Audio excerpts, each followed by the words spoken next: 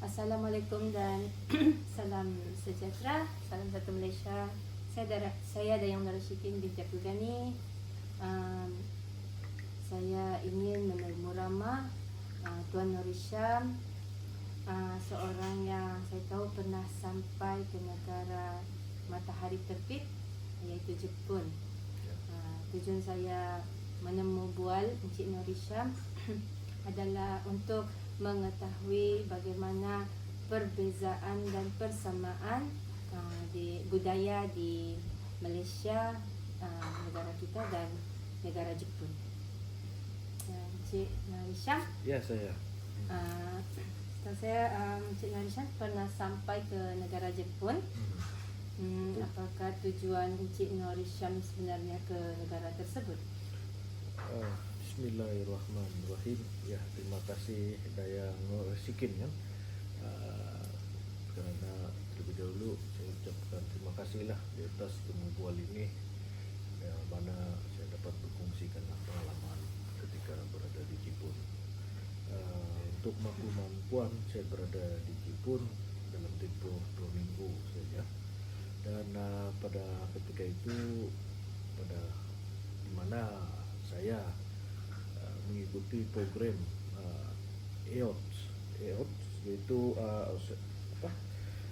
Association for Overseas Technical Cooperation, bagi mempelajari berkaitan dengan pengurusan visa pekerja di negara Jepun. Wow, menarik. Ya, terima kasih. Encik Nur Hisham boleh terangkan bagaimana etnik dan budaya masyarakat Jepun di sana? Seperti yang kita dapat bezakan yang saya dapat bezakan antara Malaysia dan Jepun. Kalau di Malaysia ini kita ada mempunyai berbagai etnik dan budaya. Apa yang berlaku di negara terbit matahari ini kebanyakannya adalah Jepun, pure Jepun lah.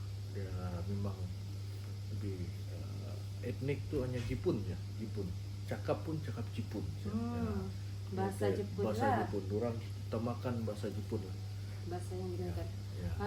Bagaimana dengan gaya hidup dan nilai sosial mereka di sana? Apa yang saya perhatikan, gaya hidup di sana Lebih pantas. lebih jauh berbeza lah dengan negara kita di Malaysia. Ialah cara pergaulan dia pun lain, dan pergaulan di sana lebih kepada Jepun ke Jepun lah. Kalau kita ni orang luar ke sana, ianya tidak berapa dipandang lah oleh negara Jepun. Orang mengutamakan penduduk mereka sendiri lah. Itu yang saya lihat. Jadi sepanjang 2 minggu berada di sana, bagaimana pula dengan makanan mereka, budaya makan mereka? Okey, untuk yang makan minum ni ada juga saya ingatkan saya ada tulis juga beberapa lah yang supaya saya tidak lupa mengenai makan minum di negara Jepun tu. Antara yang mesti orang highlight lah perkara ni untuk mana-mana rakan-rakan yang akan pergi ke Jepun lah kan. Dimana kalau makan minum ni di sana, orang amat pantang lah, melarang sama sekali agar makan minum sambil berjalan ni. Dorang tidak galakkan tu, dan kalau kiranya dorang lihat, dorang akan tegur. Ya. Dia satu, dia bilang yang amalan yang tidak baik dan tidak hormat lah. Yang kedua, sekiranya kita berada di Jepun, dorang banyak kan menggunakan chopstick. Tetapi jangan segan lah untuk kita sebagai pelancong atau yang datang ke sana untuk meminta sudu dan garpu. Dorang tidak masalah. Maksudnya jika kita tidak mahir menggunakan chopstick. Maksudnya persamaan di sini, dorang makan nasi jugalah macam kita di sini. Cuma kita makan menggunakan tangan. Dorang guna chopstick. Kebanyakannya guna chopstick lah. Tapi itulah mengenai dengan chopstick tadi itu, kita sekiranya kita makan sesama dengan mereka nih bergaul, chopstick tuh jangan kita seperti di China kita boleh ambil makanan bagi dengan rekan yang lain kan, bagi ini. Tapi Berkongsi. di Jepun jangan. Kalau boleh lain chopstick guna. Oh. Gitu ya. Yang jarang kita lihat lah di negara-negara lain kecuali di Jepun lah. Maksudnya Ya. kan chopstick itu untuk kegunaan pribadi lah. Ya, Maksudnya ya, orang ya. tidak boleh Gitu, berkongsi gitu. dengan tempat orang. Sama anda boleh menunjuk guna chopstick. Oh, Kalau boleh tunjuk letak chopstick baru. tunjukkan aja. Ya, itu yang berlaku lah. Lebih sopan lah kan. Lebih sopan ya betul. Bagaimana dengan kaedah pengangkutan yang pengangkutan awam yang dorang buat di sana, yang dorang gunakan di sana? Kebanyakan yang saya lihat penggunaan pengangkutan lebih kepada pengangkutan awam berbanding kendaraan sendirilah. Antara pengangkutan awam yang sering digunakan yang memang digalakkan pengangkutan awam adalah tren lah, menggunakan tren dan atau itu tren lah, kereta api dia. Tapi apabila berada di tren itu pun dia kena ikut adab orang Jepun lah. Penerangan adab-adab itu nanti akan saya serahkan kepada Puan lah untuk dibuat dalam laporan lah. Boleh terangkan sedikit? Oke, untuk yang pertama tuh salah satunya kan masa di dalam tren tuh kita dilarang sama sekali untuk duduk di tempat OKU yang dihaskan OKU. Jangan sesekali, biarpun dalam waktu keadaan yang sesak, biarkan kosong tuh tempat OKU. Jangan sesekali kita membuat duduk di tempat OKU. And then kedua, jangan membuat bising. Dia dalam keadaan yang senyap.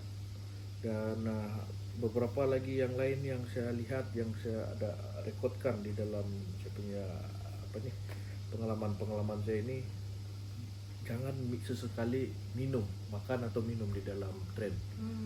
Ianya akan ditegur lah, selain tidak boleh bercakap bertelepon di dalam tren. Ianya apa yang saya lihat di dalam tren itu semuanya dalam keadaan yang serius lah.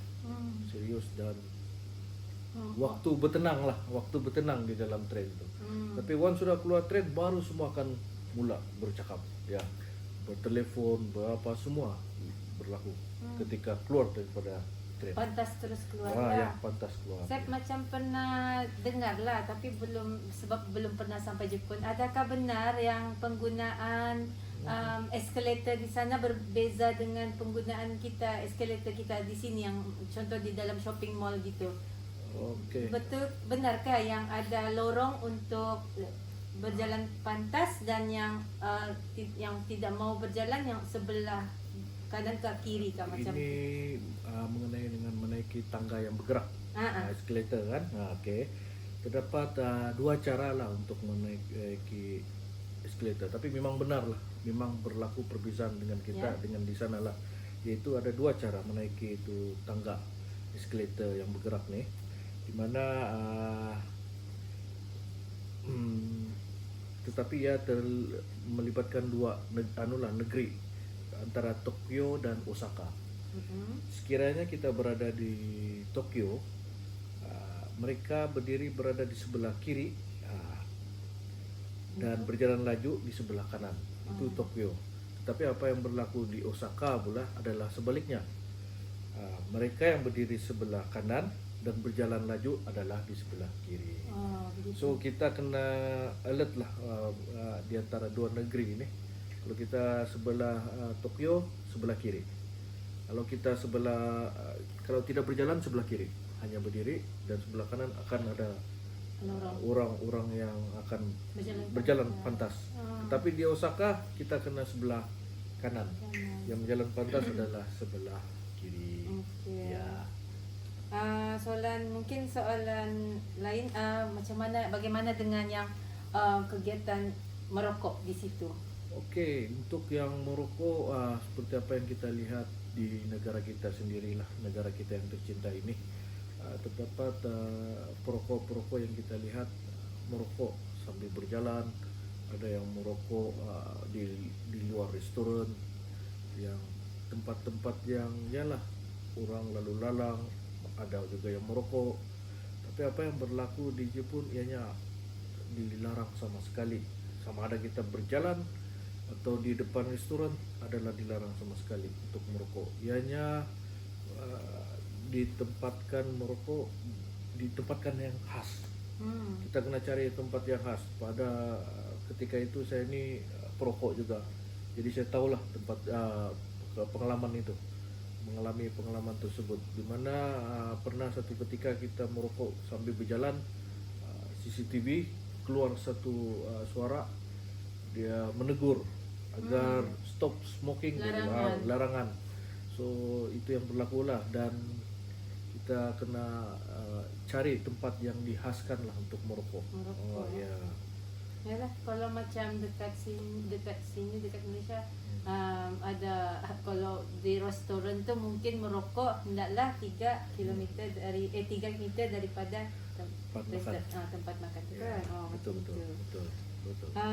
Bagaimana dengan membeli barang di kedai serbaneka di Jepun? Oh ya, di sana macam di sini juga terdapat kedai-kedai serbaneka, contohnya 7-Eleven kan, ada di sini. Di sana belum macam ada Family Mart begitu. Family Mart lah yang saya lihat ada di sana, di mana di setiap kaunter pembayaran tuh orang sediakan untuk garisan untuk menunggu, dan kita kena menunggu giliran lah pembayaran di kaunter tuh. Dan apabila pembayaran dibuat, kita ada mereka ada menyediakan kalau boleh dikatakan bahasa kita ni dulang khas. So itu duit kita bukan direct kepada cashier, kita kena simpan di dulang khas tuh di Jepun tuh. Itu yang berlaku lah. So apabila ada lebihan bayaran, itu pun orang tidak akan bagi direct dengan kita, orang simpan di dulang tuh baru kita ambil. Apa tujuannya? Saya ingat lebih rasa hormat kepada dorang, dan dorang hormat kepada kita, dan ianya lebih kepada tertib waktu pembayaran. Itu yang saya lihat kalau kedai serbaneka. Tapi kalau kedai-kedai yang besar seperti contoh kalau di sini Paksen, di sana saya pun tidak ingat tuh, dia lebih kepada pembayaran secara biasalah, apa yang kita ada buat di sini itulah dia ada memang persamaan lah. Cuma ada garisan juga, ada garisan di setiap pembayaran dulu. Itu sajalah temu bual saya Encik Norisha. Berbanyak-banyak terima kasih saya ucapkan kerana sudi untuk ditemu bual oleh saya. Itu saja daripada saya. Sekian, terima kasih. Sama-sama. Apa? Bang, stop.